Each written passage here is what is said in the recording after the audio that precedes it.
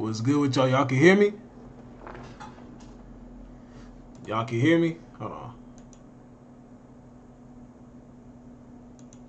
Y'all can hear me?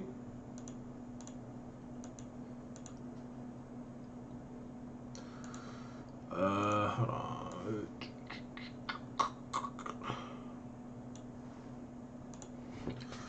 What's good? What's good? You feel me? Back live in this bitch. You know what I'm saying? I feel good. I feel good. That nigga John Mack be saying that. What song is that? I heard. I don't know the full song, but I seen that like on a clip or something.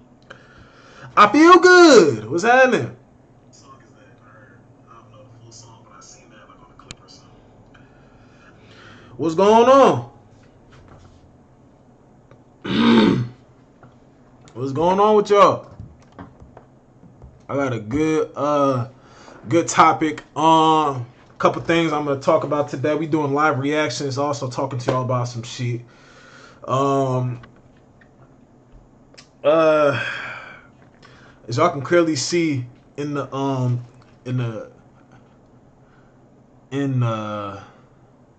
title, I put going to the bar on Tuesday. Question mark, exclamation point, right? Now I put this on my Instagram, and it sparked a heated debate. Obviously it was from this. Let me show y'all. It was from this. Let me show y'all. This is where I got it from. Well, it was my topic. You know, I've been dropping it every day. You know, I did like a little podcast with me and my partner. And this is what it was. So where is it at? I forgot where I was. Oh, it was in this video. I said going to the bar, pretty much do birds of a feather flock together. I've been dropping hella vids, bro. I ain't gonna. I've been spamming. Not high numbers, obviously. 3 views, 10 views, 39, 18, 20, because I've been spamming. They're good videos, though. You know, I don't really always trip off numbers because I understand numbers going to come and go. You know, if you always pay attention to the numbers, man, you ain't, you know, clearly it is what it is, man. I know they're going to, I know this channel mainly is for my reactions, and I got another type of video. I'm going to give y'all a little spoiler, though. I'm going to give y'all a little spoiler. For those who are, let me give y'all a little spoiler. I got something coming for y'all. Hold on, let me see. Downloads. Where is it at? I just downloaded this shit yesterday. Nah, it wasn't this. It was some other shit. Oh wait, I know where it's at. Hold on. Somewhere in here. Hold on. Here we go.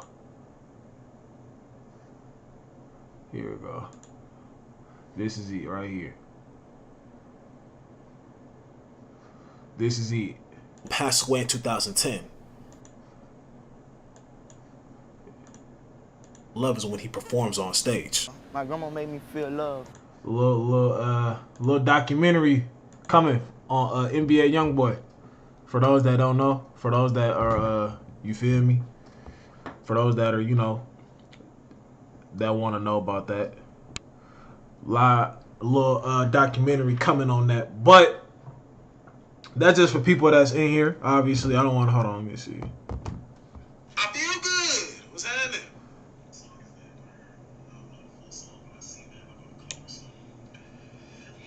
What's going on? I gotta turn my shit off. Though. I just got my phone now so I can look at the chat and shit. I don't want to have to keep coming here to look at the chat. So I got my phone so I can look at the chat. But we got good to see these guys are back. Oh, hold on, okay. I don't need these open no more. I probably shouldn't have had that on live. Good to see SNN gang is back. I'm about to comment on that shit in a minute. Well, we got 2 videos we're gonna react to. And then obviously I got the topic that I want to discuss with y'all. But right now we just finna get into the reaction. Which one should I do first? Let's do this one. Abuse on set, Drake and Josh, fatherhood.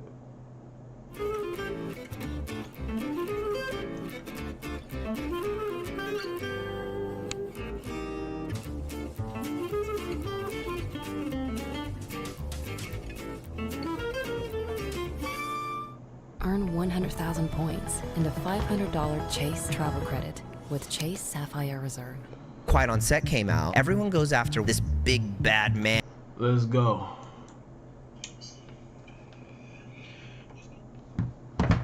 There we go. We're just gonna have it muted and shit so I can hear the shit. All right, we're gonna do a live. Hold on. Should I do it like this though? How it look? Do it look like better like this or the fuck? What the fuck is Quiet this? on Set came out. All right, but should I do when I go full screen? How should it be? Kind of want my camera to block it. I don't want it to block it. Let's just do this. Let's just do this. Move my camera down here. Let's go like this. Start recording. I forgot I had a basketball video I could already have. It's your time. It's his time. It's Bam's time. Bam's time to sign. 1 second, y'all. I gotta make sure. How does that look? How does that look? 1 second. Hold on. Hold on. All right, there we go. Bam's time to shine. Hey, check it out, man. Back at it again. Another reaction video. I was hitting y'all with a couple of topics to talk about. Going to the bar on Tuesday. Do birds of a feather flock together? All type of shit, right? I've been just trying to throw different stuff out there to see what y'all fuck with, see what I fuck with, and keep it going from there, right? We didn't forget about reactions, and I got a bro. Trust me, y'all. I got something for y'all. Abuse on set, Drake and Josh, and fatherhood with Drake Bell. So obviously, I reacted to the survive. What was it? It was some shit with Dan Schneider where the Zoe 101 and Victorious pretty much was exposing him for the shit he was doing back in the day. I think it was Quiet on Set. That's what it was. Where it says right here. So now we about to see Drake Bell side of the story. I heard that there was some phony shit going on in Drake Josh, and it's kind of unfortunate because we love Drake and Josh. It's fucked up how our childhood shows really had a lot of monster shit happening behind closed doors that we didn't find out about till we was in our 20s. Let's get straight to the video though. Quiet on Set came out, everyone goes after this big bad man, when during all of that, the president of the network that had to sign off on every single script, every single joke, was a woman. Because it's Nickelodeon, we get nothing for it. There's 3 channels doing Drake and Josh marathons. Netflix just bought it. It's top 10 on Netflix, and I gotta figure out how to pay my rent this month. The documentary was... Now I did see that on Twitter. I was like, wait, what the fuck? Like, did he just do that for the video or this real? Like, he really, you feel me? Like, is he really struggling? Like, I wasn't sure. The first time really anybody knew what happened to you. Everyone knew what happened in the industry, and everyone loved him. He had these 41 letters of support. I would work with this person tomorrow. These letters are up. You referenced you and your dad having some sort of falling out. What do you think you'll do to avoid some sort of situation like that with your son? I don't know. Today on Unplanned, we sat down with none other than Drake Bell. Now, if you're like me, I hadn't really seen Drake since the Drake and Josh days, but I had absolutely no idea until the What the fuck? sort of falling out. What do you think you'll do to... Documentary Quiet on Set came out that he was abused as a minor. The abuse happened in the early 2000s before Drake and Josh began filming. In this interview, Drake shares the lifelong impact the abuse has had on his career, why he doesn't receive residuals from Drake and Josh, and so much more. I heard Josh Peck don't You're receive a really big residuals part either. of our generation's childhood. How does that feel whenever you go out and like go to the grocery store? Growing up, I've had encounters and interactions where I see people who I've like grew up on or that like shaped my childhood, and I get to meet them, and sometimes they're cool and sometimes they're not cool. And when they're cool, it's like, oh my god, that was the coolest experience. I'm gonna keep that forever. And then when they're not cool, you're like, oh man, what a bummer, because they kind of like ruined it for you. And Yeah. like there was one time I met Ray Charles. I was at an audition. I see Ray Charles around the corner. I'm like, Dad, I just saw Ray Charles. Ray Charles just went around the corner. And my dad's like, you did not just see Ray Charles. And I'm like, I think I I don't did. know who that So I is. get up and leave my dad, and I run around the corner, and and he's standing there waiting for the elevator. And it's him and this other guy is kind of holding his arm, right? And I'm so excited, stupid me, I like forget he was blind. I like run up and I just put my hand out to like shake his hand, and he's just kind of standing there, you know, like waiting for the elevator. And the guy with him goes, hey Ray, you want to shake this young man's hand here? And Ray, he goes, oh yeah, hey, put some in the pocket there, son. And I shake his hand, and he shakes my hand like real good, you know? And then he takes it and he puts his hand in his pocket and then takes his hand out and pats his pocket like he put my handshake in his pocket. That's cool.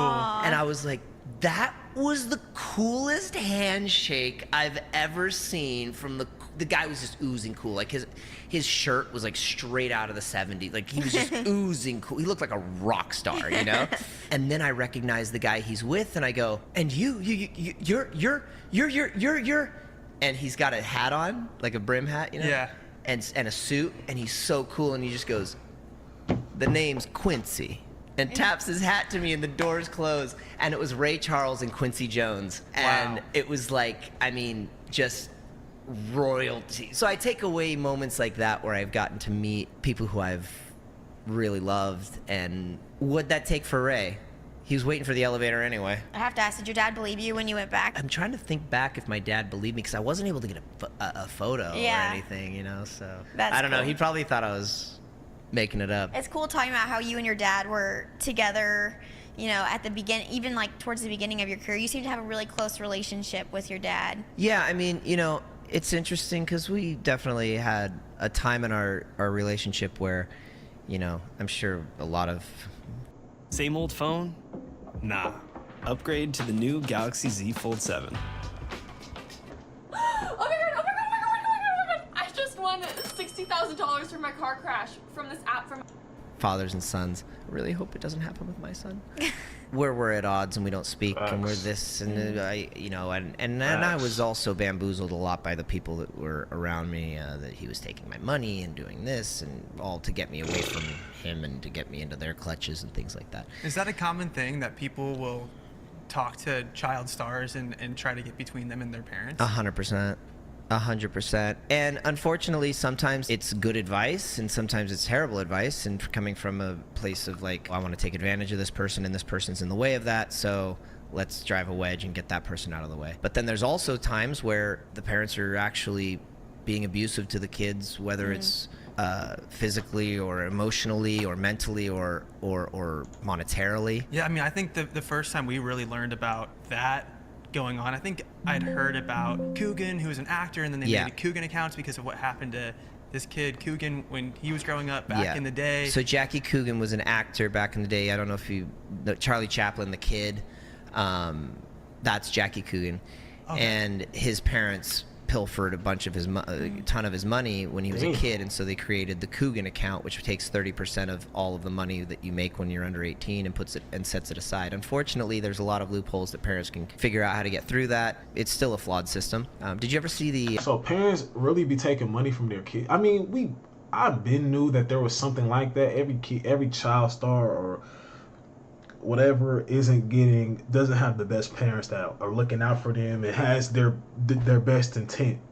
But it's kind of fucked up though, because you see, I don't know what I want my kid to be in this. Now that I know what's going on, obviously, because they parents, they probably don't know what was going on. We get to see and learn from, I guess you can say, their mistakes, I guess you can call it. We get to see and learn, okay, don't do this. Don't allow that. You feel what I'm saying? Don't allow this. Don't allow that. What's going on with y'all who just joined, man? Let me know where y'all from, how y'all coming. But yeah, like we don't know, like it's this type of shit that would make me not want my kid to be in no super. You feel what I'm saying? Like to be a superstar or to be on TV or all this other shit. Cause me, now that I know, I want to be present for everything. I want to see what's going on, what's being said to my kid. Now that I'm aware, I can't say I would have had this mind state 20 years ago. Obviously, I'm only 24, but if I were older and I had a kid and my kid was a child star, like in a show or something, I'm glad that I'm seeing this shit now so I can know, like, okay, you really got to be present for this and that because there's a lot of weird shit going on. These people try to get in between the kids with their parents. And there's a lot of parents, like he just said, that take advantage of their kids and take the kids' money. Addams Family, the original Addams Family TV show, the black and white original Addams Family TV show. No. Anyway, Uncle Fester is Jackie Coogan, but he's an adult. That was no way. Yeah, so he played Uncle Fester in the Addams Family TV show. But anyway, he was basically the catalyst for the Coogan account because of what had happened to him. I mean, he was making movies and like he was in The Kid, you know, he was making movies before sound.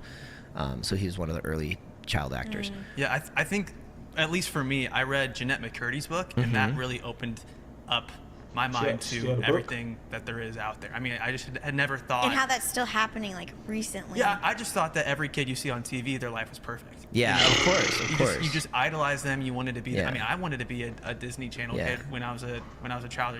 They done gone through hell to make us laugh, to make us smile. You know, when you a little kid coming back from school, what? Drake and Josh, huh? Zoe 101, iCarly, Victorious, all the other Disney XD shows, whatever. When you a little kid coming back from school or on the weekends, they went through hell.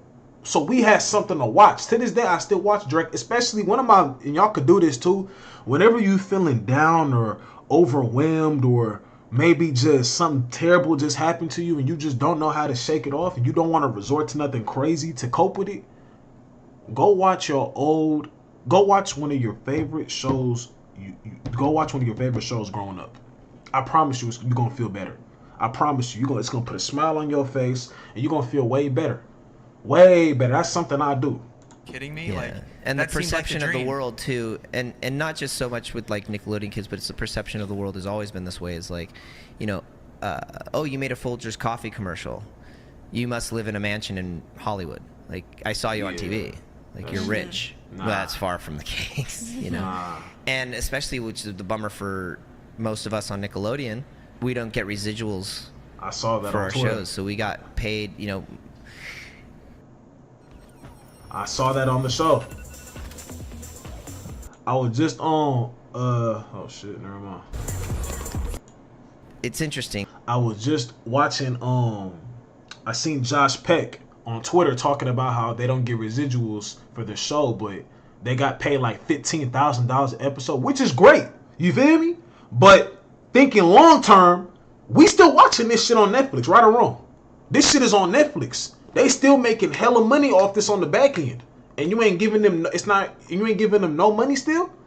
We only got paid that time when we shot it, an episode, but you guys are still putting it on multiple streaming platforms. Netflix, Hulu, what's the other one? Disney Plus. It's probably on everywhere. Apple TV, it's probably everywhere right now. Drake and Josh was huge. Still is big. Like in film and television, like in music, like in anything, when you create a product and then somebody buys that product or sees that product over and over, then you get paid each time that product's used or any time that music's played. Or I want to use your song in a movie. Well, you have to pay for that. Oh, I want to use your song in this commercial. You have to pay for that. Right. Or I'm Jerry Seinfeld. Okay, well I'm Channel 5. I want to buy the rights to show Seinfeld good with y'all in the chat. on my network. I want to pick up. Okay, Netflix just bought Seinfeld, and now it's playing Seinfeld. Well, you have to pay the cast, and you have to pay the people for. Oh, so they get paid residuals. Everyone gets paid but you don't. residuals. Just not Nickelodeon? Everyone in television gets paid residuals. Everyone. That's how you make the majority of your money. You want to get into syndication. You want to get to 100 episodes so that you can get to syndication. And then you want to get into syndication because then you get your residual money. That's where you make your money. You make your like, for example, the Friends cast at the peak was making $1 million an episode. That's crazy. So if you make 13 episodes, $1 million an episode? Friends wasn't that goddamn. I ain't gonna lie. I probably didn't give Friends a chance. I watched a good 7-8 minutes of it, turned that shit off. Turned that shit smooth off, bro. I ain't gonna lie. Friends was getting $1 million an episode? $1 million? What the fuck? that year, you make $13 million. You make 20 episodes that year, you make $20 million, right?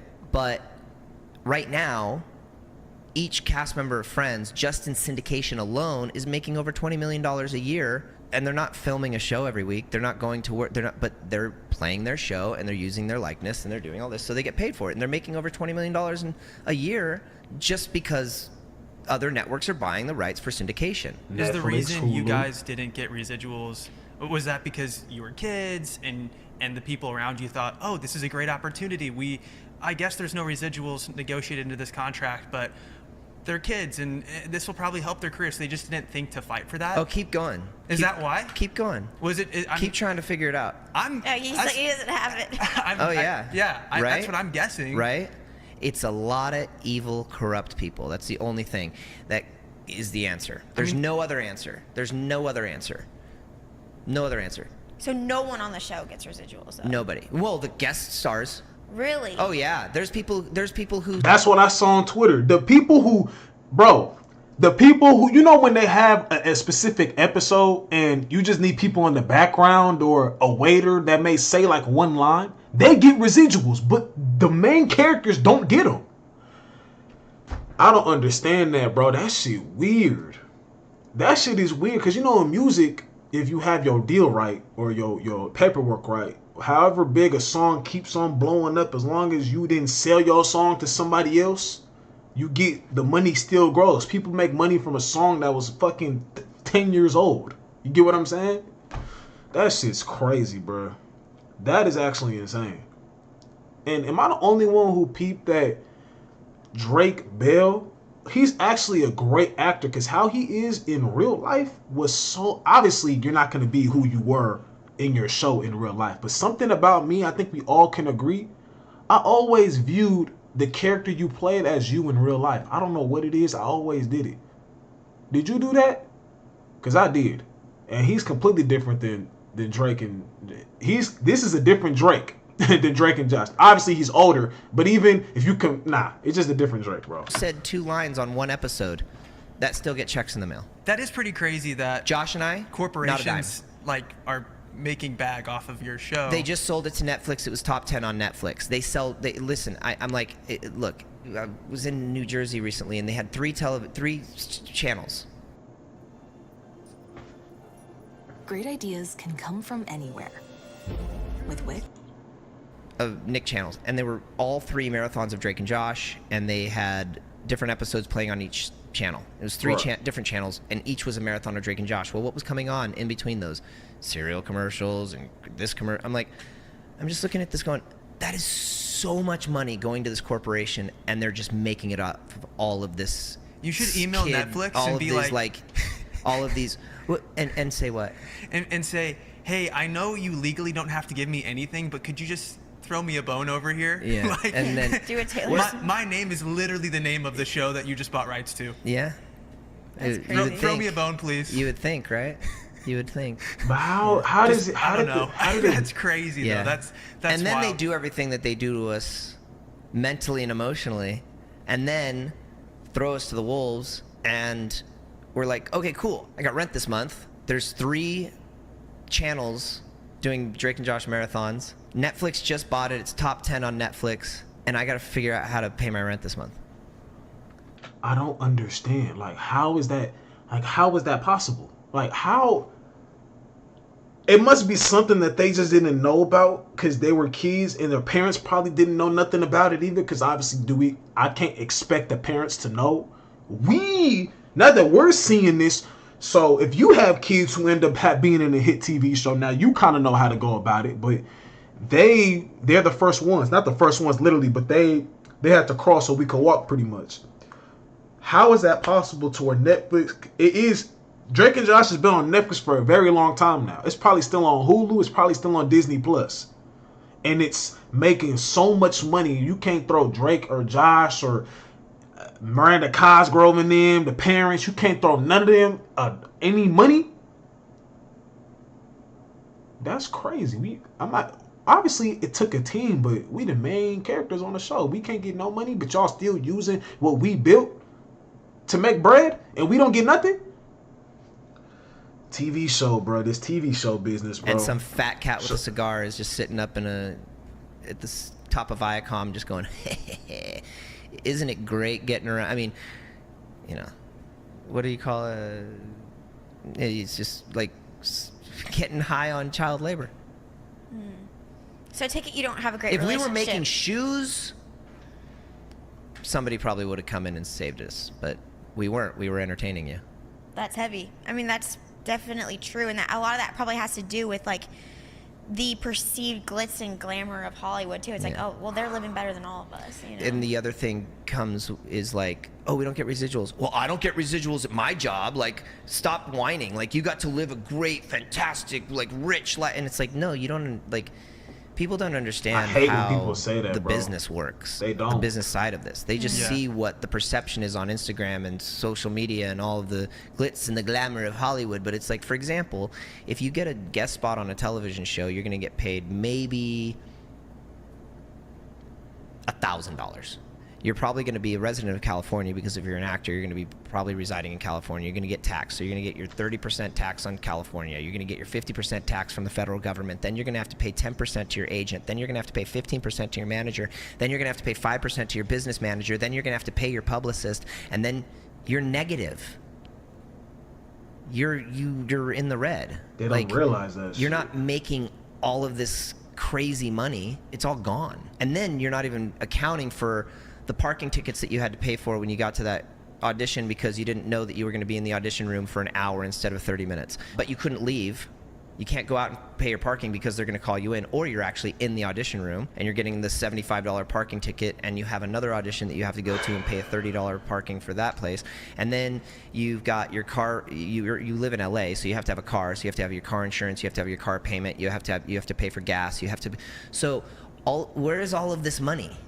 Yeah.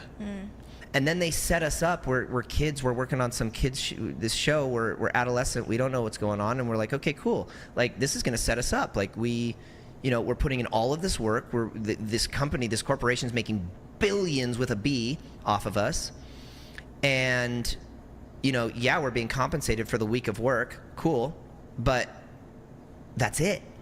And forever, in perpetuity, it literally says in the contract, across universes and galaxies and planets, like I don't know the exact. Actually, literally, if Elon gets us to Mars and they show Drake and Josh, it's impossible for me to get paid for it.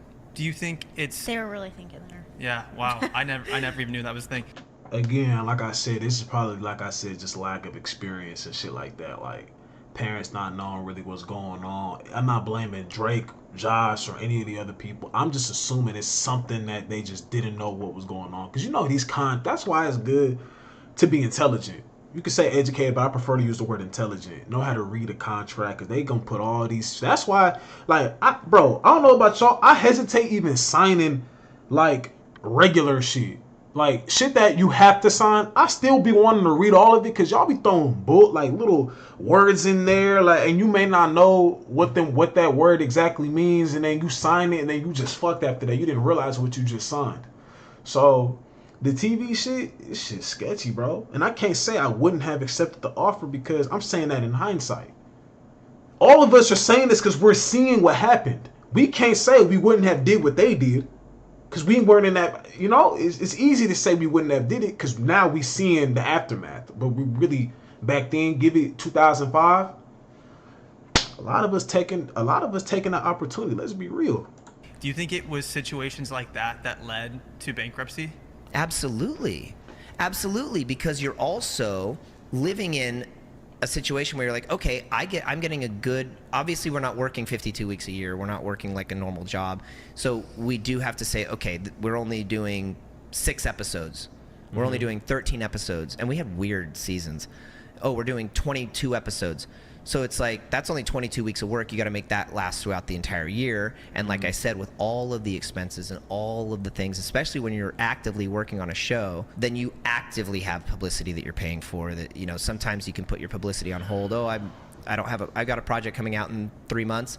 I'll put publicity on in a month. Oh, I got a project coming out at the end of the year. I'll wait in 6 months. I'll put my publicity on. But when you're like actively like on a show and stuff, you got your team, you got stuff going. You're going to red carpet. You're trying to build your brand, and so the expenses are like out of control. And so that money that you're making really goes into like it's really just reinvesting into. We, like, for example, got the Amanda Show. Okay, cool. What's next step? Okay, cool. Got Drake and Josh. Okay, cool. Oh, now we went and started did thing, and it's like, okay, what's the next thing? But all of those things require funding in like building your brand, and so that comes from the money that you're making in your job. When you have a vendor and a partner that operates with excellence, is really critical to how we grow. At Les Schwab, our above and beyond service means more hustle. This shit get Summer wicked, is bro. full of big moments, from weddings to vacations. All right, guys. Hope you guys had a good summer, and but we got to get straight to the action. My fault, man. I got to get straight to the action. Y'all go fuck with they little ad though, but I gotta get straight. I gotta get straight to the action though. y'all. I know y'all in the chat happy I'm doing this. Like, I gotta get straight to the action, man. Sorry. Sorry, Nutrafol.com. Y'all go fuck with it, whatever that is. But we got to get to the action. Promo code Gets money when their shows air, and there's who's ever worked on a television show. promo code unplanned pod. Everyone else who's ever worked on a television show gets money when their shows air and their shows play, and we have like there's nothing, you know. Luckily for us, it was our real names, you know. I mean, you could take the cast of Zoe 101 and just put them all. I mean, I had friends who went into Target and didn't even know that their faces were on T-shirts. Oh, no way. Yeah. Shit. And literally were like, that's my face on all of these toys and shirts and everything, but because it's Nickelodeon and the way that they structure their deals, we get nothing for it. Nothing. Do you have any good relationships with people at Nickelodeon now? Or is Not that at kind Nickelodeon, of, no. Not Nickelodeon? No, I mean, there's people that I worked with that. So here's the other. This is the other misconception when you don't work in the industry and you don't. So you got to understand the difference between the production company and the network, right? So the production company like Schneider's Bakery or Toll and Robbins or whoever, that's like the company that's making the show. Yeah. But the company that owns the show and is putting it on TV and doing all that is Nickelodeon. And then the company that owns Nickelodeon. Hold on. My bad, y'all. Was I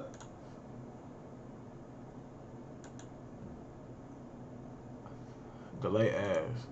Hey, my fault.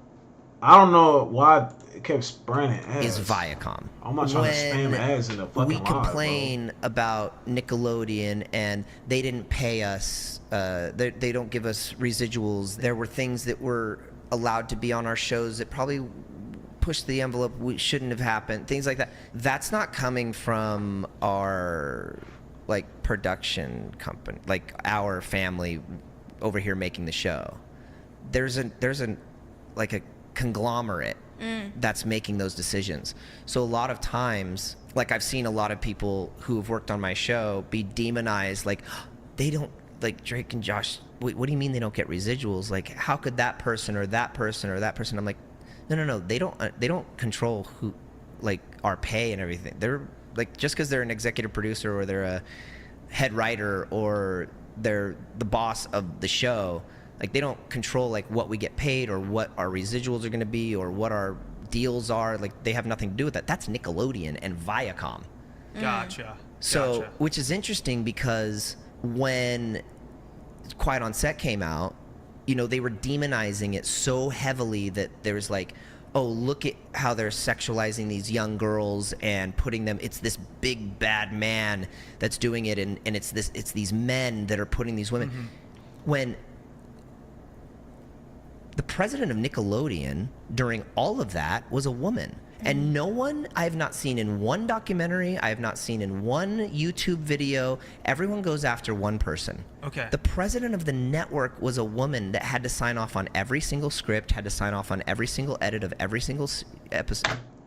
I was going in on Dan Schneider on my reaction. Come to find out, it's also a woman who signed off on this shit, and no females came out and made a video talking about the women. We all was like, Dan Schneider, that's hella weird, bro. What are you doing? I have a full reacting to the whole situation for Quiet on Set with Zoe 101 and Victorious in them. But now you telling me that it was a whole other situation that wasn't talked about? It was a whole other situation, a whole other person upstairs, which was a woman, and no girls came out. The video I reacted to on YouTube was a female exposing the whole shit. Maybe she didn't know, or maybe she did know, but it's kind of funny because nobody has talked about the president, and the president was a woman signing off on the scripts, signing off on every decision being made, but nobody talked about that. Everybody came after the man. That's kind of funny though.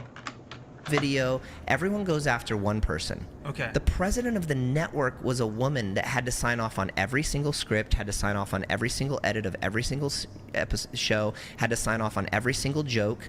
The president was Seema, and you had Paula Kaplan who was second in command. So you didn't think that they did? Two women. They're watching so all of these things that they're clipping together that are saying, oh, they're putting these girl in these situations, this and this and this and this. People are like forgetting that they're like, our bosses had bosses, and those two bosses were women that were like, and everything that everyone's mad about. Go say those two names, because those are the two. That's who signed off on every. Nobody has mentioned those two women. It's only been Dan Schneider. I'll say it again. It's only been Dan Schneider that we've all been seeing this shit on. Nobody's mentioned the two women upstairs. Nobody said. I didn't even know. I'm thinking it's just Dan Schneider signing off on all this stupid shit. But now, you couldn't put a joke in an episode without them saying it's okay. You couldn't put an outfit on. You couldn't dress me in blue jeans if they said they wanted black jeans. Yeah. Like this is the boss, head boss. Why do you think the documentaries singled out certain people and then left out those names? Well, we're getting deep here. Let's move on. Because there's a cabal. There's a what? That's why. Because there's it's a whole thing. There's just a lot of money. Like, I guess people that have money have power, and they can probably pull some strings to and it's not even people with money necessarily too. It's connection. In this town, it's connections too. You know, it's like you don't necessarily have to be super rich, but if you know the right people, connected. I mean, that's what happened with my situation, and I think that's why Brian was able to do all of the things that he did, because he was just such a connector. He was the Forrest Gump of Hollywood. Like, I knew everyone, and everyone. This loved shit him, is and crazy. So I hope y'all really listening, bro. This shit crazy. Able to make you feel like, oh, hey, if you come into my circle, I could, things could happen, and you could meet people that you could further your career and this and that, and and this is a town that is a normal thing, and it's not always a predatory thing. It's like, this is a town of being social and meeting people. Oh, this guy knows that guy, and oh, how'd you meet that director? Oh, dude, my friend invited me to this thing, and I met and my other friend was there, and he was a friend of this guy, and I got. You said, got Drake and Josh. What's up? I'm just tapping in, show support. Hey man, I appreciate you, buddy. Appreciate you, Ben. For sure. Nah, I'm just, you feel me? I've been kind of new about this whole situation, but I decided to react to it on live and shit like that. I'm just going crazy, bro. Trust me, you gonna be here again. Trust me, bro. I got some shit. Well, I appreciate you though, Ben. Let's keep going. I appreciate you, man. Shout out to Ben, man. And so that's like a normal shout out to Ben. Thing about this town. And so when somebody has the opportunity, shout out to Ben, man. Use that to weaponize that basically is so it doesn't always have to be like some, rich, famous person, What were your initial thoughts of the documentary? I mean, my initial thoughts were, I got to tell my story, and I was terrified. Appreciate you, Ben. Appreciate that, man. I'm gonna keep going too. Trust me. What happened to me, and that everyone knows, but when I finally sat down and got to like watch my part of it, there was kind of like a breath of fresh air of like, what actually happened though? Like, if I was ever going to tell my story, that was a pretty impactful and well done way to do it, because I always thought about it like, and that's one of the cool things about, I guess, one of the nice things about my story being out is, I used to all the time just, am I ever going to tell my story? What if this ever comes out? What's the reaction going to be? What are people going to think? And it's just constant, Now I don't have that anymore. I know, I always think like, what am I going to say it on a podcast or in an interview? Some people like, if I'm going to tell my story, like it should be like in a, am I going to write a book? Like that's going to take, how do I do it? And so I got that opportunity, which I'd said no to 100 times, and then finally it'd come around and said maybe, I'd gone to rehab. I'd done a bunch of like group therapy and hearing people share their stories and. Oh shoot. I appreciate that, man. I mean, that's kind of why I kind of avoided going live, bro. I ain't gonna lie. I kind of avoided that type of thing just because I don't want to have to feel like I gotta, edit what I say and shit like that. Make sure your notifications are going out because they could shadow it. Yeah, I'm already knowing. That's why I'm not really saying nothing too crazy. I'm not really talking about nothing too. I'm just, I don't think I say anything that's crazy, but I appreciate that, man. So, I was kind of like, oh, okay. not alone in this, and other people have trauma too. And okay, these people are here because of, you know, substance abuse or whatever. They're here for rehab, but when we're in our group sessions, none of them's talking about, oh, I drink because and I struggle with this drug or that drug. They're all talking about like the trauma in their past and all about their things that have happened to them in their lives. And and you're like, oh, like StockX and Affirm teamed up to get you right for the first day of school. For my I still to this day, I don't even know why. I mean, I heard about it, but I don't know the specifics of the whatever happened to Drake Bell. That's helping me kind of feel like I can talk and not be judged. And these people just want to see me get better. Like they're not judging my past or my choices or my anything. Like they just want to see me come out the other side, because they know that the other side is going to make all this stuff that's behind you like dust in the wind. You know, so like, just get to the other side. Like, let's just, you know, and I've never been in an environment where people are, you know, no judgment, no, you know, I'm not reading the internet all day, and, you know, I'm making friends, and these other people are hurting too, and they're sharing their stories, Ben, man. And these other hurt people are coming to me and help and like supporting me, and like, I'm like, dude, how are you giving me like support right now with the story that I just heard you tell in group? Like, how do you even have it in you to come and pat me on the back and say it's going to be okay? You know? And so that sort of like started bringing me out of my shell, you know? And so when I got out and they approached me again, and you know, it was like, let's go talk, let's go sit down and let me talk to you, I'm gonna feel you guys out. And I eventually just kind of got to the point where I was like, maybe this is a good way to finally do this, you know? The documentary was the first time that really anybody knew about what happened to you, but I guess somebody must have known something to, I guess, approach you about the documentary, right? So, like, who knew about what happened? Had you just like shared it with some close friends and family, or was there somebody at? So, people knew. Because there was a big case, and there was. Yeah, I already know about that one. Yeah. I mean, it was everyone in Hollywood knew. Okay. You know. Did they know it was you specifically, or did they just think it was some? The majority of people knew. I mean, a lot of the younger actors on Nickelodeon, a lot of the younger people, of course, didn't. But any adult and any person, I mean, everyone knew what happened in the industry. How did that make you feel? It was horrible. It was horrible, because every audition room you walk into, everything. And then, you know, he had these 41 letters of support that were written by, you know, Alan Thicke, TV's favorite dad. You know, it's like America's favorite dad. Like, I would work with this person tomorrow. You just see what he admitted to, and you're just like, he's a great guy. Like, amazing. And you have all of these producers and directors and I mean, people who literally like direct every kid's show that we grew up on, writing letters of support for this person. You said make a mod? I ain't gonna lie. Let me see. I had to figure out how to do that. I'm fresh on it. I've been doing YouTube for about 5 years now, but as far as going live and shit, I'm new to that. I gotta look up how to do that. For sure though. I'm for sure. I'm for sure gonna have you as a mod though, bro. For sure. I just gotta learn how to do that shit. Once I learn how to do that shit, I'm gonna be decent though. After what he'd done to me. So you start to think, if that many people went out on a limb and put their name to paper. I mean, these are people who, I mean, you would think that if once the letters came out, their careers would be over, but they're not. They're all working, and they're all having a fantastic time. I mean, James Marsden can't stop working. I don't understand it. I mean, you read these letters, and they're unbelievable, you know. Blaming me, it's my fault, I pursued this person, and I broke them down, and they were, what was the one yesterday I read? It was pressured beyond belief.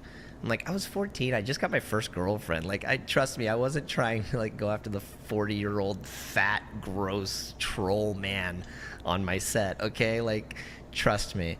But the crazy thing is you read these letters, and even if I was, I'm like trying to read these letters, and I'm like putting the logic in my brain. I'm like, and I was reading them with a friend of mine, and I looked up and I was like, dude, let's do a hypothetical right now. One thing I like about these dudes, or these the podcast people, the hosts or whatever, they like really let him talk. Like they know when to ask the question, when to give a little joke, when to include themselves, when to say something, etc. They really letting him talk. That's one thing I like about them. Or I could say, because it's my first time seeing their podcast. Like I said, I seen something of this on Twitter, and I said, you know what, I'm about to react to this. I think my viewers or my people who watch me, they'll fuck with this, and I fuck with this myself, because I already reacted to Quiet on Set with iCarly and them and Victorious and them a couple like way back, probably like 5-6 months ago. Let's say I was just in love with this person. I was enamored. I wanted nothing more than to have that person. These letters are still f***ed up. Yeah. These letters are still, it's like, there's no logical thinking human that could ever make this scenario okay. And every single letter is just, it's my fault, and I pressured him, and it's not his fault, and what happened was because of me, and these letters are considered like proof of character letters or something like that. It's basically like what Ashton wrote for Danny. What other crimes are you allowed to present a judge with? Every crime. Really? Yeah. For me, that just seems. So basically what it is when you commit a crime, then you're going to be sentenced, right? Okay, yeah. So now you have the ability to have your community come out and say, hey, look, I know that the maximum sentence for your crime is 2 years. There you go. You stole something. I just modded you. 2 years. But listen, she's a great mother. She's an upstanding citizen. She works at I'm her employer, and she's never shown up late. She's always been a great blah, blah, blah. Next person comes up. She's in da-da-da-da. Well, now the judge can go, you know what? How about 50 hours of community service and you have a nice day?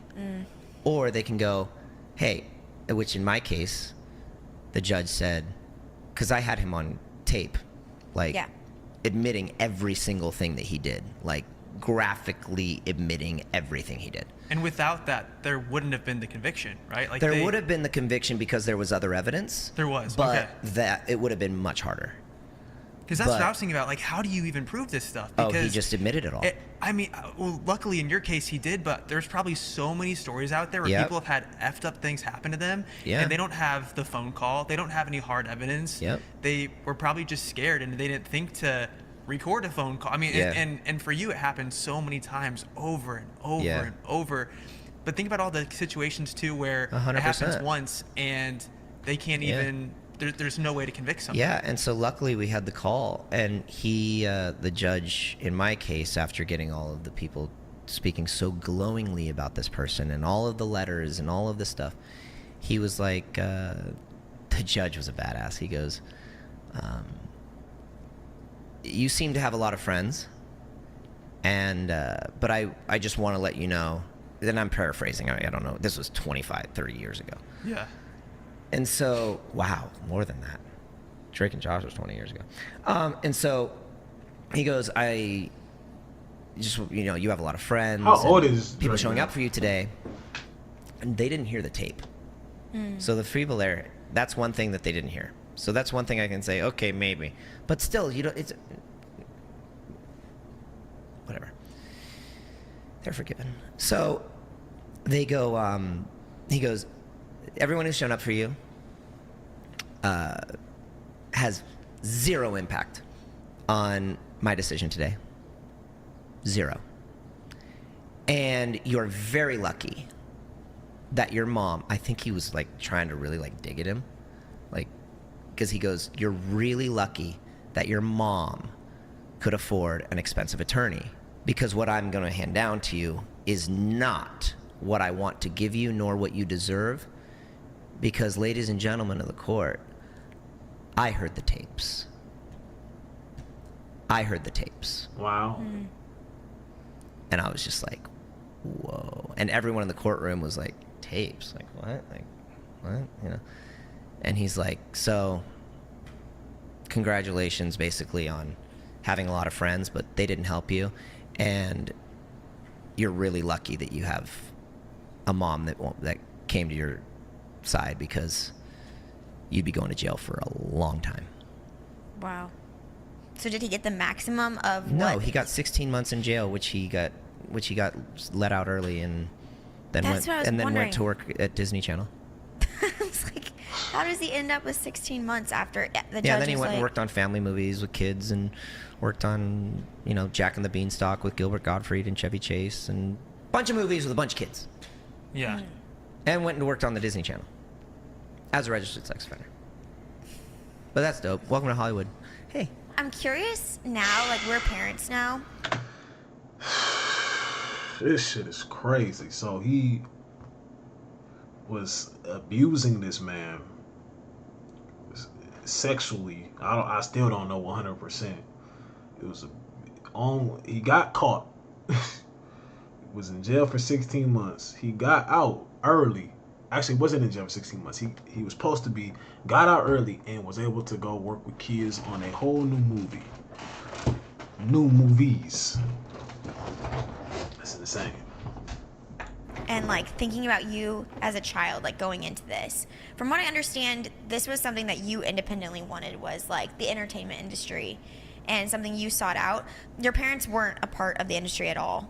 Correct? So then, do you think any part of it was like your parents like wanting to follow your dreams, but just not being equipped to handle like the caliber of I don't know. I guess it's also hard because it's like obviously your parents, it's not their fault anything that happened. But I wonder if there's a part of you that feels some type of way about not feeling protected as a child going into the industry.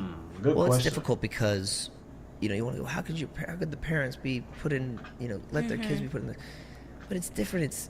It's hard because it's the same thing with like, you see the Olympics, right? What happened with the Olympics. And it's hard to blame the parents because you have these Olympic coaches that are telling you, this is how you get the gold medal. Totally. Do you know how to get the gold medal? Do you know how to get the gold medal? I know how to get the gold medal, okay? By the way, today, your daughter has a physical. She needs to go into the physical. Okay. Right? Like, so as a parent, you want to be like, okay, well, I'm going to go. Oh, or you're not at the camp with her every day. Yeah. Yeah. She's off working at camp. Okay, she's going to the physicals. She's getting her things done. Like, you as a parent are going, these people bring home the gold for the United States of America. Yeah. Is there a safer place my daughter could be? And so I guess. And now you take it as the parents in the entertainment industry. They don't know how to make movies. They don't know where they're supposed to stand. They don't know who they're allowed to talk to. They don't know what they're going to do that is going to bug the producer and get their child fired. They don't know, we go to the green room. Oh, okay. Like, well, the kid has to go to set. Like, you just don't know. So there's so many opportunities and I'm not saying that this is an evil industry, okay? Because everybody has bad actors and everything has ability to be infiltrated. Yeah. It's good to not, I guess you can say not really put that light on all the TV shows, because they're probably not all like that, obviously. It's just some have ones like this. But because you do have people who see that and go, hey,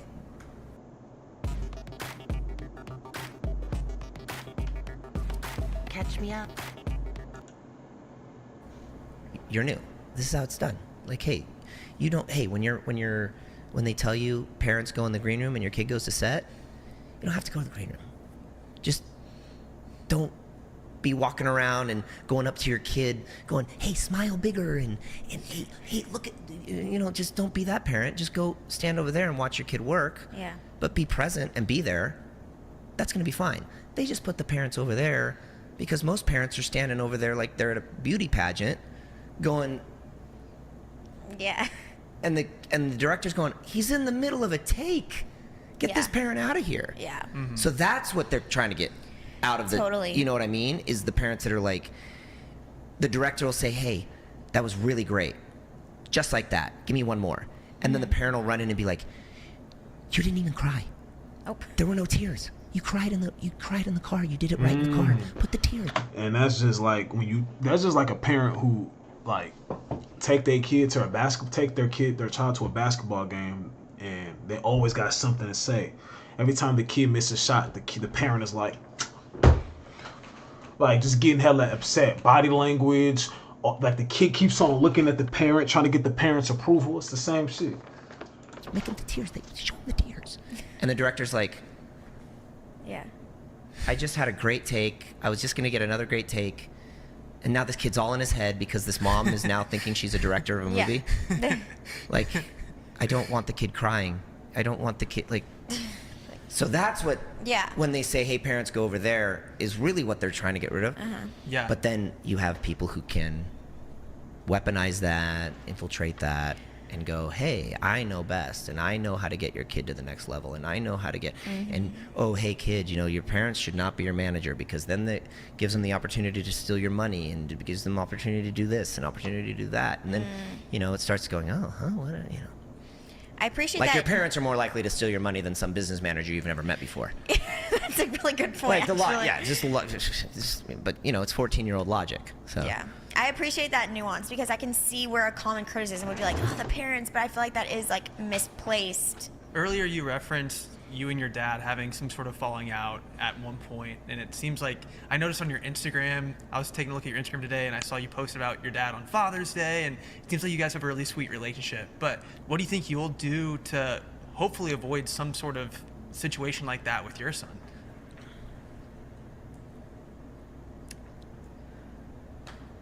I don't know.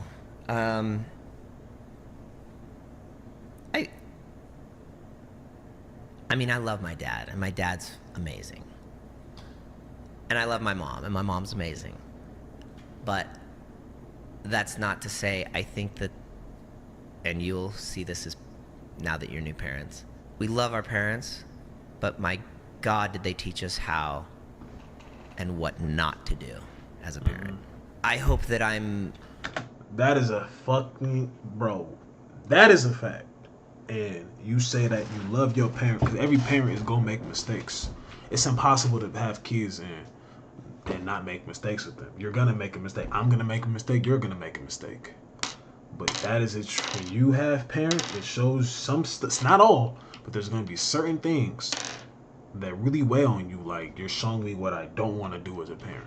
Facts. able to recognize certain behaviors and certain things that, like, for example, I'll just take one thing, for example. I feel like my generation, or my parents' generation, divorce was rampant, and the kids were used a lot in divorce. It was, I'm at my dad's house, your mom is this, your mom is this, your mom is this. I'm at my mom's house, your dad is this, your dad is this, your dad is this. Don't do that. And then it's like, well, I'm half of him and I'm half of you. Yeah. So basically, you guys are just telling me that I suck. Because if he's got no good qualities and you got no good qualities and you guys hate each other, then what do you dig me for? Like, and I understand that. Like, I get you can be upset. It's possible to be upset at your significant other or someone who you used to be with because of how they turned out. But you gotta understand, at the end of the day, you pick to be with that person. Yes, somebody can change. People change. I'm not saying that doesn't happen. But that don't happen 100 out of 100 times. Sometimes you just picked a bad person, and you gotta own up to that shit. I'm literally what you guys hate, you know? And that's being instilled in my brain, and I'm like, you know, and so that creates tension between, it's like, F you, that's my mom. Stop talking about my mom that way. F you, that's my dad. Stop talking about my dad that way. Now I've got animosity toward that person. Now and it creates this whole thing of, you know, maybe when I have my son, and now, unfortunately, my wife and I are separated, and she, you know, we're co-parenting. Well, now I have the memory of me hearing things about my mom that I don't want to hear from my father, and things about my father I don't want to hear from my mother. You know, so I don't care if I'm angry at my ex-wife or at his mom, or which is very rare, actually never, but or if we have a disagreement about something, or if there's anything, all my son knows, and hopefully that's what we strive for. All my son knows is that me and his mom love each other. We're not together, but we love each other, and we respect each other, and we love him unconditionally. And whenever he's with me, his mama loves him. Mama's amazing. When he's like, oh, I miss mama too. Mama I love mama. That's all cool until he get older, because clearly I'm not trying to step on toes, but I got to be real. Why aren't y'all together then? That's gonna be all well said and cool until he get older. I don't know how old the kid is, but there's clearly a reason why y'all not together. You ain't gotta air it out, but it's good that y'all have that. Hey, I don't disrespect my child's mom. My child's mom don't disrespect me, especially to our kid. But it's a clear as reason why y'all not together. Then the kid gonna want to know eventually. Mama too. It's all that I want him to hear, And she's the same way. I'm like, we always make sure, if we're upset at each other, he doesn't hear it. And I agree with that. We only praise each other. I only praise his mom. How did you come up with such? But I think I agree with not arguing in front of the kid, but also it doesn't show the kid reality of what's really going on. Mature view on that, because it must be so hard to go through a divorce and then have the maturity to say, you know what? I love my kids so much. I'm gonna hold my tongue anytime there's a negative thought I have. I think because of how much I've realized in my adult life, how much that impacted me. How much that impacted, my relationships with women. It's if I grew up, and I'm thinking maybe it's because I have my dad saying things that about, my mom, or I don't know, whatever it was, But I just think that because I realized what an impact that had on me, I can never imagine my son hearing me talk about his mom like that, like that I heard my dad talk about. And I'm not trying to throw my parents under the bus or anything like that, but these things happen. Mm-hmm. And what's that? And vice versa. And so I just, and that's just one small example of what I was saying of how you kind of learn from your parents, totally. What not to do. Mm-hmm. I was spanked like crazy. I was the generation of, I got the belt. My son is terrified of timeout. Same old phone? Nah. Upgrade to the new Galaxy Z Fold 7. This ball represents a cashback card that charges annual fees. Get out of here, annual fees. Terrified. And timeout is literally, I just find a place. I'm like, okay, sit there. Now you can't move. And it wrecks his world. It's hard for me to do it. But sometimes I'm just like, all right, you literally did exactly what I told you not to do. That's good. That deserves timeout. And so you set him there, and I walk say he's sitting there, and I'll sit over here. I'll be like, now you can't move. And it's literally for 2 minutes, okay?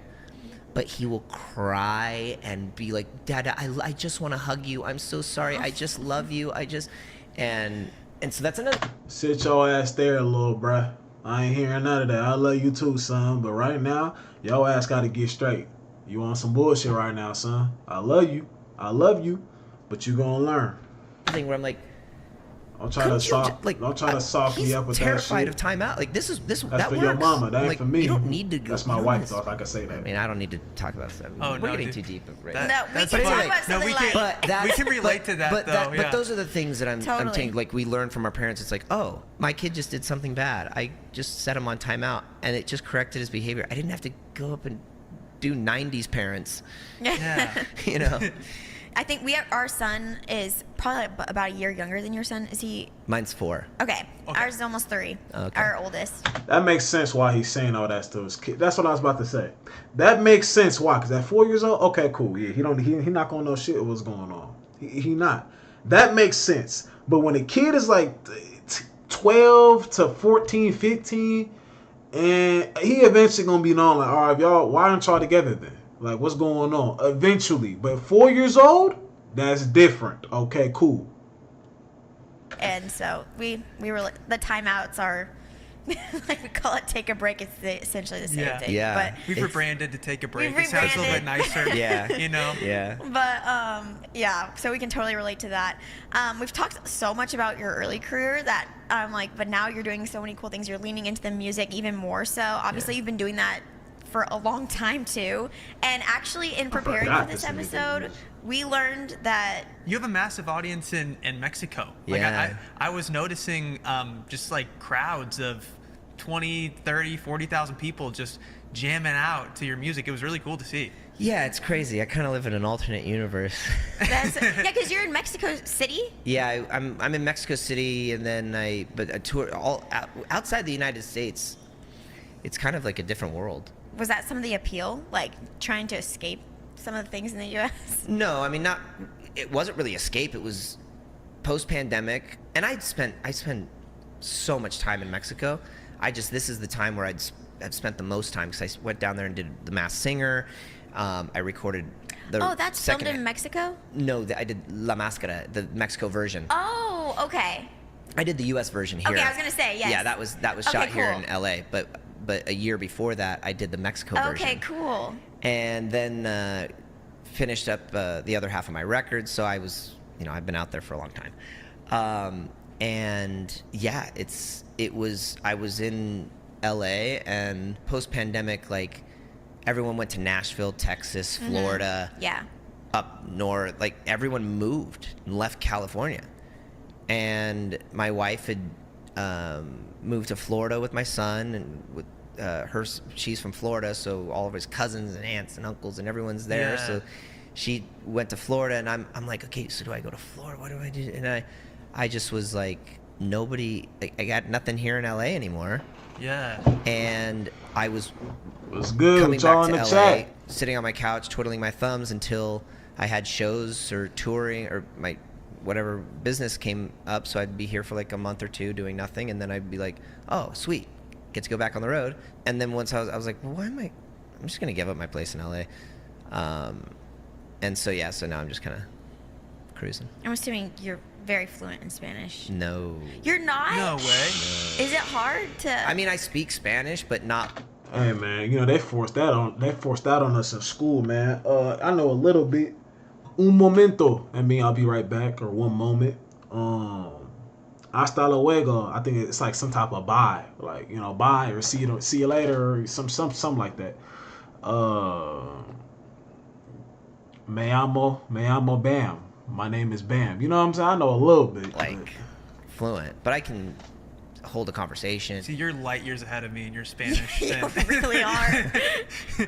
Matt's over here like, The immersion helps. Like the more you have to speak it, that's when you're really. If you're doing Duolingo or you're doing these things, it's going to be really hard because you're going to be learning. My sister goes to college. My sister goes to the university here. Where I'm taking my skis to the snow and I'm gonna ski down a mountain. You're like, when are you ever gonna say that in Spanish? There's nowhere you're gonna ever say where am I, unless you're in Vail with my friends, right? Like when we were in Colorado. But you're just it's like you're not learning things that you're gonna now put into a conversation. It's like the mouse is under the table. Like I gotta go get a mouse and I gotta find a table and I gotta put it under there to like have a conversation. Like Duolingo, it just doesn't help you. Do you end every one of your shows with the Drake and Josh theme song? Yeah. That's dope. Yeah. People just freaking lose That's it. the hit. Oh, you do? That's fun. Yeah. Well, I Bro, didn't realize. the Drake and Josh. I never thought that I'd be so simple, but I found a way.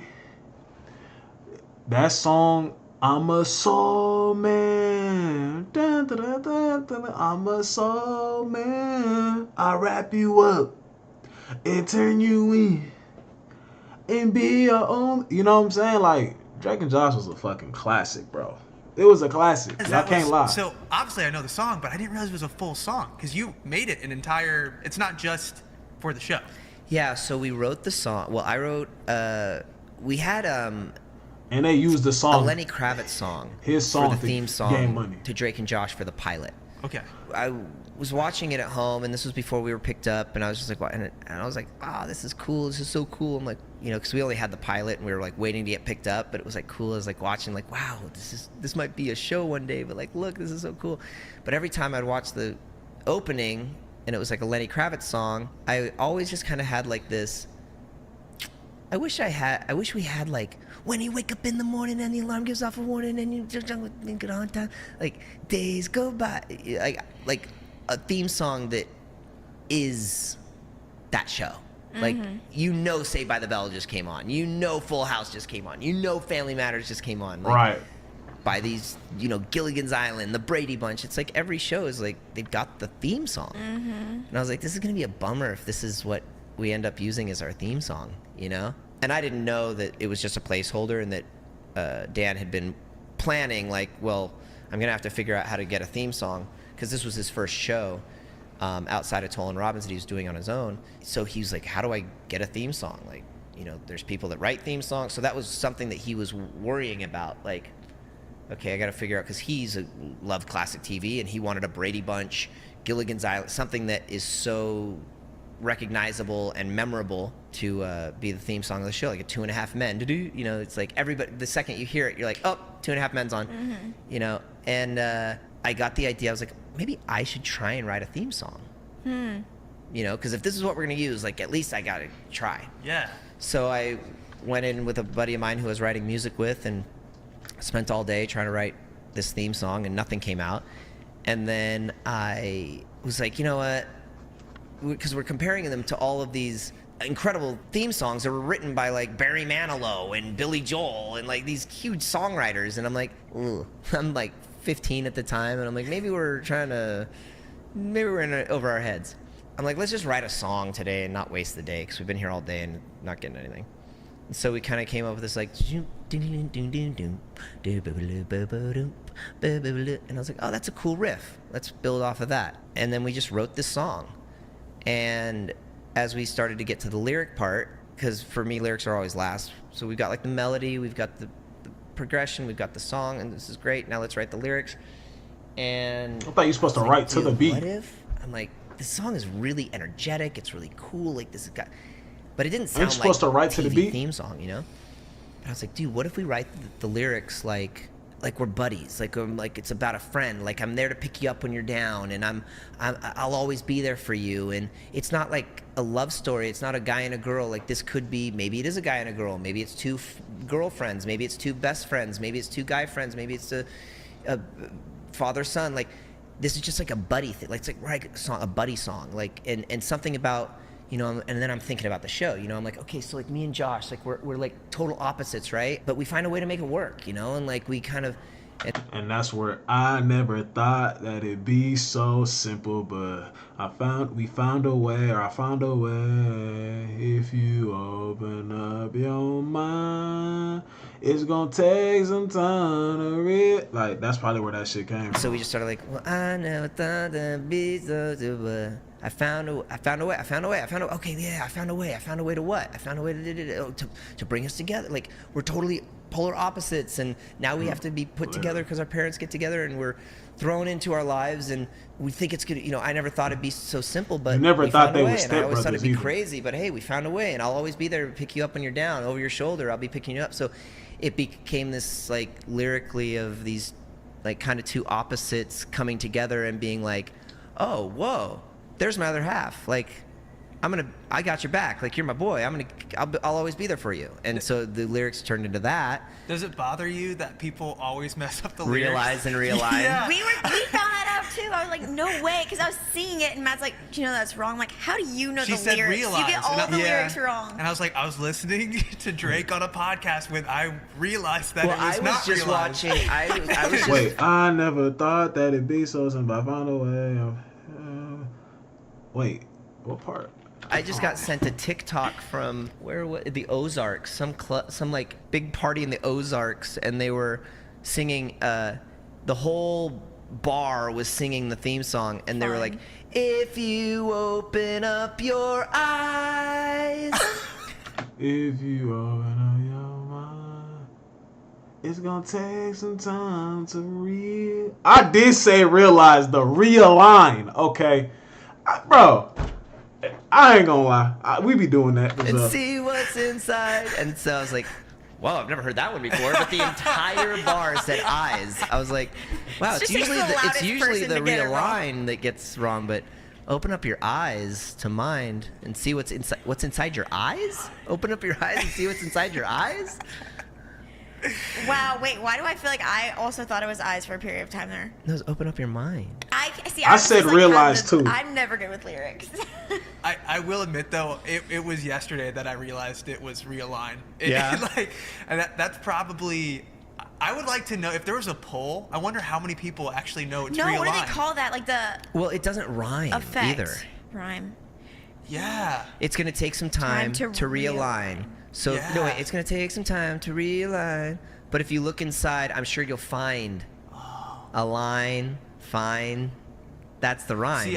But if you say I'm about to listen to the theme song right after and then this. go to the next line, you should know it's wrong. Like it doesn't make rhyme. sense. I'm pretty sure I would just repeat realize when I would sing that because I always botch the lyrics to songs and people make fun of me for it. So that's why. So you have your new album coming out, or has it been released yet? Yeah, the new album's out. I put it out last year, and that's what the tour I'm on right now is for the new album. And he's on tour and shit.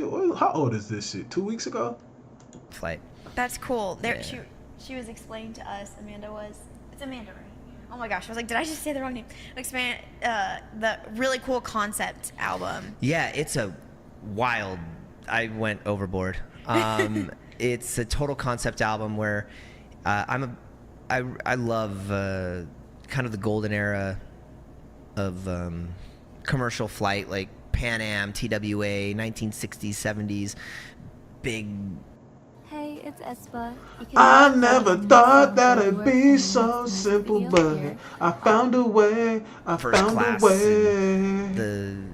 Everyone dressed up to get on the airplane, and they're serving the champagne and cocktails and the big dinners and everything on the flights. And you see these photos that are so, garish and extravagant. I just love that era of flying and that aesthetic. And so with the new album, I wanted to do the artwork like that. So I started doing all the artwork and the music video and doing everything based around that aesthetic. And then I went, oh, wait, we got to put it like in the record too. So now the album, it's like a musical journey through the skies. You put the headphones on and the flight attendant comes on and welcomes you to the flight. Welcome to Bel Air. Thank you for flying with us. Sit back, relax, and enjoy your ride. In between songs, I come on as the captain. Fasten your seatbelt. We're going to have some turbulence. Then some rock songs come on.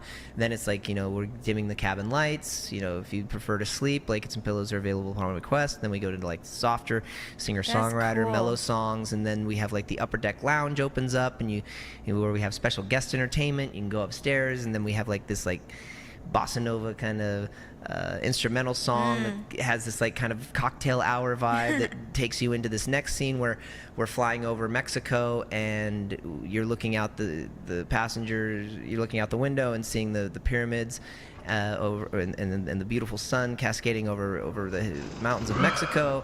And then we go into all of the Latin music, the Latin songs on the record where I'm singing in Spanish and Latin inspired. And then we come in for our landing, and that's where we get our and the whole record is set up in like the first part is my escape from LA, my escape from, or not my escape from LA, but like my wanting to get out of Hollywood and get out of this, after the documentary, all this stuff. It was like, ugh. Yeah. And then wanting to like get my family out of here and move away, and then realizing that LA, bro. As I was doing that, I was still with, you can't just leave your problems. Basically, you are where everywhere you go, there you are. And so separating from my wife, things like that started to come into play as I'm writing this record. And so now, you go from that to wanting to now another dark period, and that's like the second part of the record, and going through that and trying to discover, and then finding new love and finding new hope and everything. And then finally the last part of the record is coming in for the landing, which is the last song is Draw Me Closer, and it's like a very hopeful, like it's gonna be okay, brighter future, brighter things lie ahead. And so it's like it's kind of like I don't write journal or diaries. You know, it's like that's kind of like basically if you want to have an insight of what's been going on with me for the past, 39 years. That's 39 really check cool. out the album. That must have been pretty therapeutic to write that album.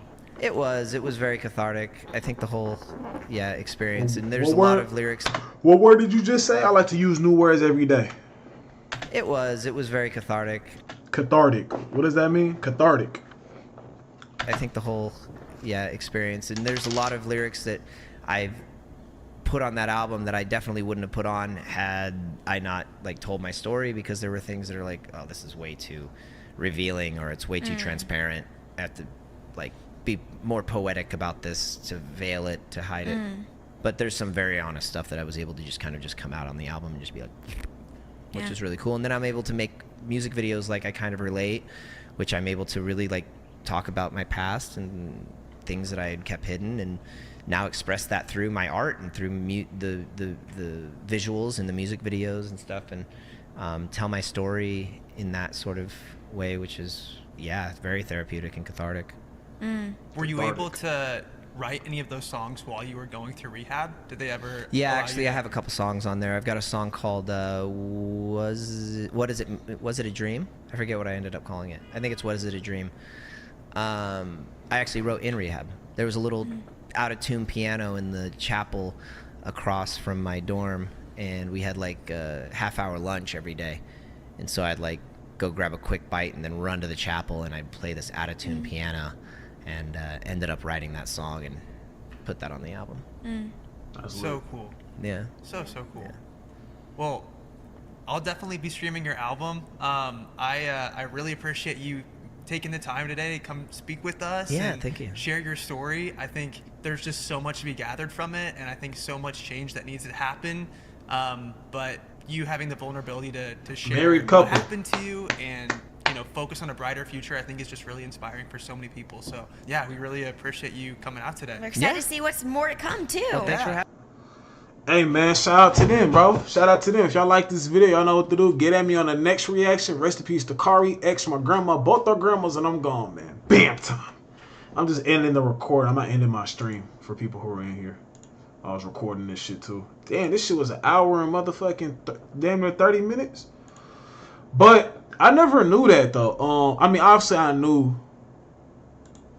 What's that word? He said cathartic. Cathartic. That's what I wanted to look up the word, but we'll see. Anyways, man. I wanted to what's the name? I wanted to see like what that shit was about, because I never really realized what that shit was about. Like I've been seeing it and shit, but yeah, bro, that's kind of crazy. But I want to show y'all something. There's a video I dropped on my YouTube channel, and I put it on my let me go to my Instagram. Hold on. Let me go to my Instagram to show y'all. I put it on it's on my YouTube channel, but I'm gonna show y'all this specific clip, and let me know what y'all think of this shit, bro. Oh wait, no, not this, wrong one. Here we go. Hold on. Let me know what y'all think of this. That's what you see in the title of this stream. The title of this stream is Going to the Bar on a Tuesday. Let me know what y'all think of this shit. I don't believe in drinking on Tuesdays, bro. Who said that? Bro, that was a fire edit, bro. Something like when I be editing these vids, bro, I be like, bro, what can I do to make that shit really pop to grab people attention? Then I thought of this girl who I be seeing on TikTok. I said, wait, hold on, bro. I didn't reposted this shit before. So I boom, go to TikTok. I was like, oh, yep, here it go. Screen record it, add it together. You feel me? That, I just be trying to think outside the box with these edits for real, bro. But hold on, let me. What have you done to say? I don't believe in drinking on Tuesdays, bro. Who said that? Who said that? Facts. I don't believe in going to bars on Tuesdays. If you're going to celebrate, that's different. There's always context to anything. If you're going to celebrate a birthday, that's different. You already went to work, you did all your shit for the day, that's different. I have my lazy days where I don't, lazy days. I ain't perfect. But Tuesdays at the bar, just on a random, hey girl, you trying to go to the bar? Hey bro, you trying to go to the bar? Right. That shit weak. I don't believe in drinking on Tuesdays, bro. So boom, I posted that. You guys can click see the comment section how it was looking, but when I said this, bro, I'm only talking because I'm on YouTube Live. When I said this, I never said there was something wrong with. I said I personally don't believe in it. And look at my caption too, just to put more context on the video. Calling me at 12:11 p.m. on a Tuesday to go to the bar is insane, especially if you woke up at 11 a.m. I had just got out of practice too. That I had just got out of practice too. I'm pretty sure will let people know that I'm speaking on a particular situation, like an extremely particular situation, meaning something that happened to me.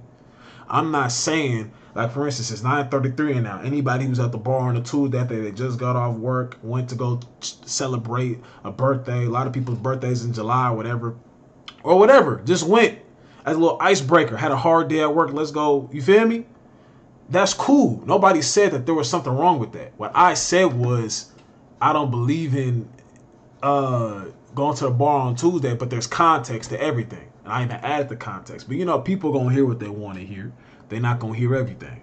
So that's why I'm asking y'all. Like, I don't know if y'all I don't know how y'all are, but that's just something I really wanted to know. If you go to the comments, I disagree because you go out on a Tuesday. I know these people too. Some of these is my guys, obviously. So it's no like hate comments or nothing like that. Some of these is my guys. I know everybody who commented, but you know, I disagree because you go out on Tuesday. Wait, I disagree because you go out on Tuesday. You're saying that's counterproductive to you being successful. I'm confused. Can you elaborate? I never really responded. I just kind of started liking everybody's tweet. And then my man said, this is my man's though, for real. The man is trying to be perfect in a flawed world. Hey, I guess. But I just told myself, and the cool part is, I know people who done did this type of shit. They done went out and they weren't productive the next day. They didn't do what they had to do. You feel me? That's the cool part. The cool part about this is that's literally what I was saying. That like verbatim, bro. Verbatim. That's literally what I was saying. Literally what I was saying, bro. That's literally what I was saying. I didn't seen it. I didn't experience it. I didn't seen it. I didn't seen it all. So this shit do kind of be funny though, bro. I ain't gonna lie. This shit be fucking hilarious, bro. This shit be hilarious when people don't really be seeing what I'm saying, or when I noticed this shit too, y'all.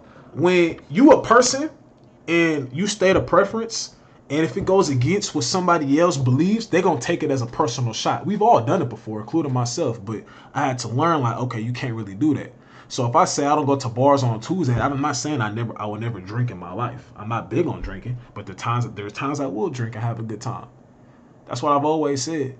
But people gonna take it for how they take it. If you're a person that go to a bar on a Tuesday often, you're gonna take this as a shot at disrespect to you. Well, that's not the case. You could be a person that states your preference every other day, state your opinion every other day. Then you see one person do it, and then you feel me? It's just something. But I meant every word that I said in this too, by the way, though. Like, hold on, I damn near gotta record myself. I meant every word I said in this. Hold on, let's watch this again. Let me show y'all. I don't believe in drinking on Tuesdays, bro. Who said that? Like I said, shout out to her. Oh, I paused that at a crazy time. My fault. But hey, shout out to her. I literally thought of in the back of my head, like I said, what can I put on this to make it like pop? And then I remembered that I reposted this on TikTok. Went to TikTok, put it up together, boom, boom, boom. Cool. But I meant every word that I said. So if you took it, I meant every word how I said. Simple as that, man.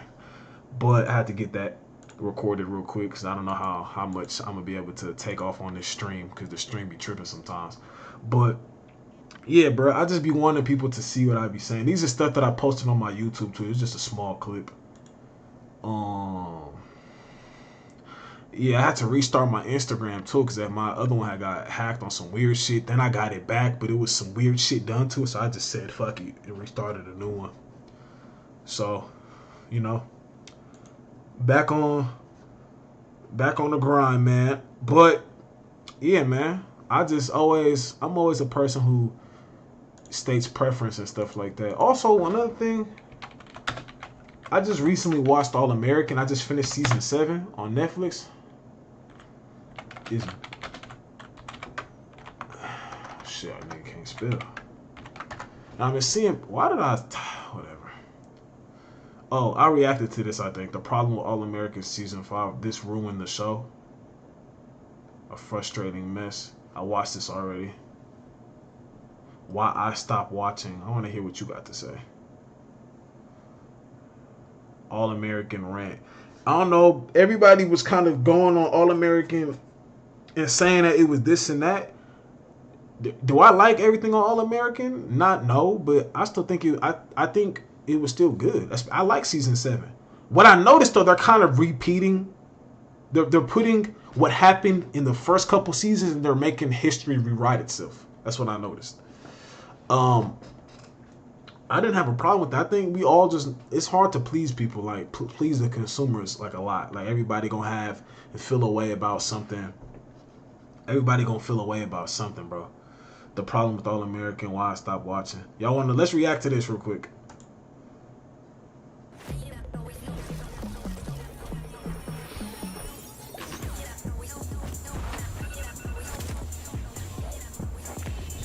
So I'm reading the comments. I prefer adults playing teens or high schoolers. I don't want to watch actual minors kiss. That's actually, yeah, I agree with that. I agree with that. Let's see though. Recently did a poll on my channel to find out what show you guys would like me to talk about next, and I had The Chi and All America in that poll, which both coincidentally I stopped watching at around the same time for various reasons. So I wanted to see which one you guys would have rather me pick up first, and I was still gonna make a video on the other one, and this is that video, and I was gonna dive into why I stopped watching it. So since The Chi won, I'm still gonna make a video on why I stopped watching The Chi originally, but I'm gonna dive back into it and catch up before the new season releases at the beginning of August. But for this video, for my All-American fans, I want to dive into why I quit the show, and maybe you guys could convince me down below in the comments if I should pick it back up, if some of these things change over time or anything like that. And I just kind of want you guys to kind of get me back into the show, because I really fell off of it hard, and I finally came to terms to understand the reasons why.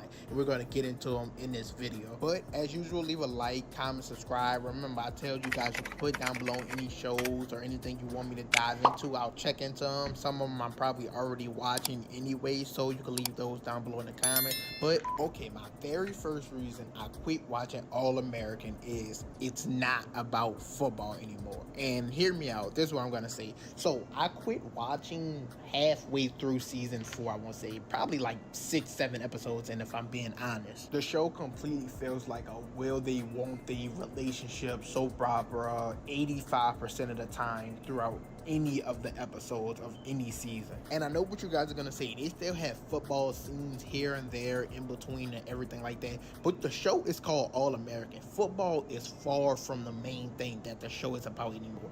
See, see, and this is what I mean when I tell y'all it's hard to please people, because it's probably so many people out there that don't want it to be hella about football, don't want it to be literally by the book 100% about, like, you know, mix it up. It's like when you watch a basketball some people who watch a basketball podcast, they don't want from 0-0 to 57 minutes in, you talk literally about nothing but basketball. There was no type of, you could keep it basketball, keep it football, but include like a scenario there. When I first got here, I didn't know what to do. Keep it, you know, relatable for some people. Now, you can still do fine, like I said, including all sports in it, but I just add a little something to it. That's all. But this, he's saying, oh, it was no, like, it just drifted away from football. Oh, man. Then you're going to have half of the people saying that. I'm glad that they drifted away from football just a little bit. Kind of show kids what happens. If it was 100% about football, I promise you the viewership wouldn't have been the same. Because clearly the viewership was pretty high for it to go on for 8 seasons. They're about to still do a season 8, so. Show feels way more like a relationship soap opera than it even feels like a football TV show. I have no problem with relationships in TV shows. I even find myself kind of rooting for some of them sometimes, getting really into them, but that's only when the overarching story is still something else, and the relationship storylines could go into those. Oh my God. Something else, and the relationship storylines could... Prettiest female in the show. Simple. Prettiest female in the show, and they got rid of her. That's the only thing I didn't like. Prettiest female in the show. It's not even close. You got her, Layla. I didn't like Layla because I know she had problems, mom and all that. But going from just watching her on the show, I didn't like her. I ain't gonna lie. I didn't start liking her until later on. Olivia was cool. Amina looks really good, and so does the light-skinned girl that KJ is now finally fucking dating. Thank God. This nigga, this dude was literally going after the girl that was wishy-washy with him. Let that be a lesson to all men. Go after the girl that wants you. Go after the girl that wants you. But this Simone, oh my God. Prettiest girl on the show. Go into those, or and Patience too. Them. Something else is still going on. But when that is your entire story for majority of your characters, the whole season is a will they won't they with Spencer and Olivia, or will they won't they with Layla and Jordan, or Simone comes back. It's relationship problems with that. It's just all a will they won't they for the last, I want to say 3 or 4 seasons, even Coop and Patience and so on and so forth. And what they always do is throw in a third character, whether it's a boy, girl, whether it's this All-American, it's All-American Homecoming, a third option to throw a wrench into a relationship. Them dudes was hating on Spencer, man. To keep it going on for even longer than it needs to, or will they won't they, over and over and over again. And when you see that type of storyline with so many characters, it feels like that's what the show is about, way more than Did you know Cheez-It made extra toasty? I just peeped. He got the same fucking clip showing over and over Did you again. know that's not a football way more than getting out the hood, going to college, playing football, getting a scholarship, going to the NFL, whatever was his goal at the very beginning. I don't know what's going on now, because if every character is put in these same relationship style storylines, then it's gonna feel like that's what the show is trying to. I disagree, bro. I think you gotta start watching. To the audience. I disagree with that 100%. I don't think they. I think they just showed like a balance of a football player who's actually trying to be in a relationship and be loyal to his girl. When Spencer and Olivia was first going through that shit when they was together, he was struggling on the team and making time for her. That's real life. I think they showed a lot of real life shit, bro. Again, to each his own. I did think that having all the friend, like the vortex and shit, like why the fuck is Spencer? Well, Spencer, you give him a pass because when he first got there, he was just their teammate. He didn't really know them like that. But why is Jordan marrying a girl that Spencer was with, Ash was with? You know what I'm saying? Like, that's weird. Like, that's the only thing I say. It was weird, bro. This is the main focus. And what's crazy is when they used to do the football scenes, clips, or whatever, whenever they had it, I used to be dying laughing at how bad some of it used to be. As someone who watches football, who's played football, I used to laugh because this shit used to be hilarious. But now, seeing a little less of that is less enjoyable because they used to make bright moments of the show for me just to make fun of it. But now, the relationships, sometimes they just drag along and they get cringy. It's just weird to watch when that's the whole storyline. That's another thing. Spencer's mom cheated on his dad. His dad shouldn't have left Spencer. But everybody was going, bro, I ain't gonna lie. He shouldn't have left Spencer, but when I heard about what happened, I said, damn, his dad left him. Dad's got to be better. He still shouldn't have left him even with that affair. But she never told him why he left. And that was my biggest thing. I didn't like that. Nobody ever held her accountable. Ever. I remember I was on Instagram. I seen a girl talking about this is 2020 and shit. And I said, damn, but she just cheated on him. She's like, well, he probably was doing stuff. I'm like, oh, here we go. Here we go. Here we go. It makes it worse because they added episodes into each season. In the first 2 to 3 seasons, I believe there were only 16 episodes per season, which is, in my opinion, still way too long, and we'll talk about that. But in season 4 and 5, I believe it's 20 episodes per season. That's way too long for this type of TV show. Like, it doesn't need that much screen time. That No, it does. allows them to It does. drag these relationship storylines out even longer. Will they, won't they? Will they, won't they? Over and over and over again with the same characters going through the exact same problems they've been going through for multiple seasons. Let's use Spencer. How many relationships do y'all know that go through the exact same problems? Isn't that a common thing? Wouldn't y'all say that's a common? That's real life. You didn't had a girlfriend who y'all kept going through the same nonsense, right? Same nonsense. It just nobody was watching it though, except for your close people. But nobody was watching it. I thought somebody said something. But all y'all, we all done did that before. That's real life, bro. Now you just see on TV how like, damn, man, we keep going through the same shit. And Olivia, for example. So season 1 and 2, I think they kind of have some on again, off again thing where they like each other. It don't happen. They both date other people as usual. But I believe they get together or fully like in a relationship. Season 3.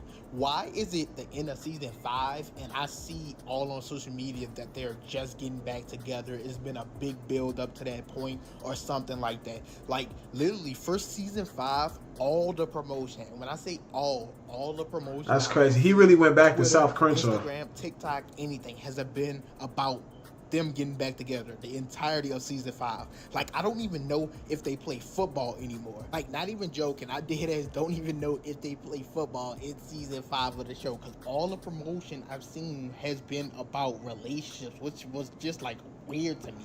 And anybody in the comment section agree with this shit? Let me see.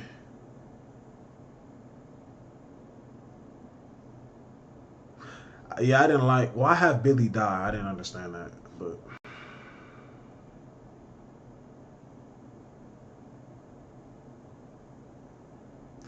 Yeah, I didn't like the Billy shit.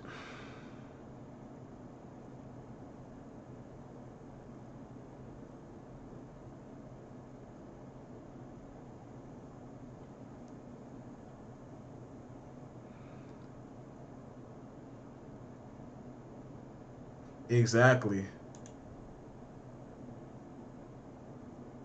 I love this. Exactly. I fuck.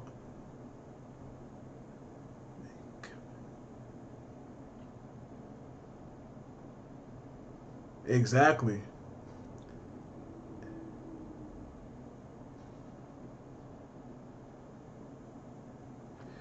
Exactly. Played Layla for Liv all wrong how they did her. Layla was a weirdo, bro. Nah, yeah, Liv was better for him, bro. Let's be honest. Layla was weird. No disrespect, but come on. Even while left off in season 4, I believe this was like the 3rd time they broke up where I was at. So no telling how many more times they broke up and got back together from the middle of season 4 where I was and the end of season 5 of them just getting back into a relationship. No telling how many new third-party characters they introduced, like I said, to throw a wedge in their relationship even longer. I wouldn't be surprised they gave her a new boyfriend or him a new girlfriend. Literally, when I watch it, I guarantee that happens because they do that so often. Like, I understand in the first few seasons, I'm not going to really complain about this, is they kind of had everyone dating everyone. And they do that in a lot of other TV shows. Yeah. They want to see what relationships stick, what fans root for, and things like that. So early on, I didn't really have a problem with it. But season 3, 4, and on, once you got an idea of what the fans want. Oh, man. Again, I personally like the show still. I agree though, some stuff did get repetitive. I can agree with that. You know, DJ Ghost is live too. Crazy. But I could agree with that. I could definitely agree with that. I gotta watch this interview too. Probably react to it. I could agree with that. But I don't know, man. I just fuck with it, bro.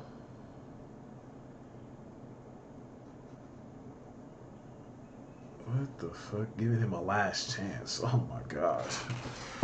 I just personally fuck with it, bro. I ain't gonna lie. It's just one of my it's nostalgic for me. I don't know what it is, man. I just fuck with it heavy.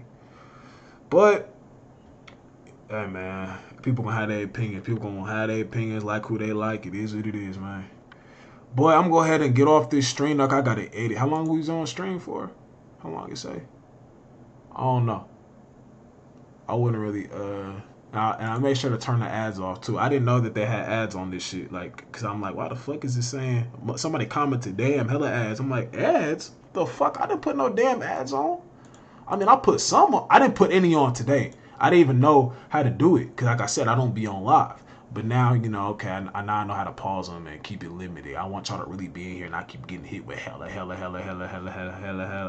You know, not hella ads. You get hit with some, but not hella. But anyways, man, appreciate those who tuned in. I'm going to have this video up for y'all on the tube, and I'm gone, man. I'll be live.